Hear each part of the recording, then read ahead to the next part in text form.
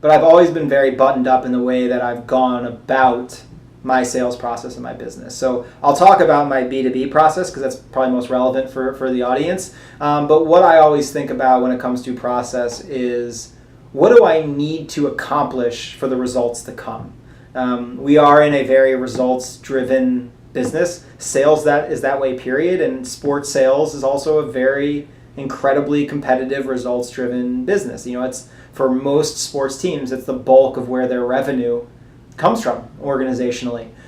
So we get very, and I lose sight of this from time to time for sure, we get very consumed with the end result that we forget that the end result comes from everything that they did from the first time we came in contact to a human, a business, whatever, from the first time we come in contact to them to this time that they sign on the dotted line.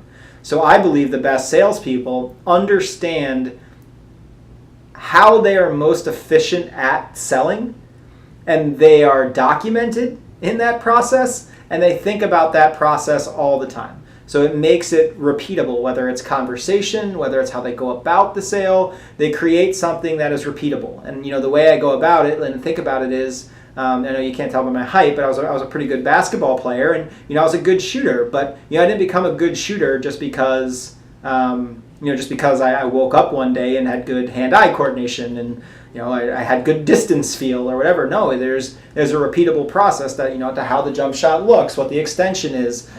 Things can throw you off, and if they throw you off, do you know what you did wrong so you can do it right the next time to make sure that you are a pretty proficient shooter. And it's the same thing in sales. There's so many correlations between what an athlete has to do and what a salesperson has to do that it's almost crazy sometimes. So making sure you understand that process, define that process, think about that process will make you an incredibly successful salesperson. And you should have a process you have when you're doing B2C sales and you're doing group sales, for the purposes of this conversation, just to be more explicit. My B2B sales process, when I think about it, is separating it into three parts. There's the engagement process. So I separate that out. As we talked about in the first part, I'm a huge believer that the impression that the company has of me starts from the first time that I reach out to them. So I'm very thoughtful in how do I set up a touch point campaign to make sure that I break through the clutter of all the other things that they're getting. And then how do I make sure, whether it's a phone call or an email or a LinkedIn request, that it shows a level of thoughtfulness that another salesperson may not have, and that I'm persistent in my desire to reach out to them, because I believe the expression we use around here all the time is game respects game, right? If someone sees that I'm persistent and I believe there's value in my product, then I believe they will think it's worth their time to have that meeting. So I'm a big believer in game respects game. And so I believe engagement and taking it out and making it a separate part of the process and being very concentrated and very focused on engagement. The second part is literally sitting down and executing the meeting. And I'm not a big believer that I need to walk into a business and tell the business they need to buy a suite. I'm a big believer that I need to walk into that room being open to the idea of what that business may have going on, and then making sure that I'm providing value against the priorities and objectives for that business.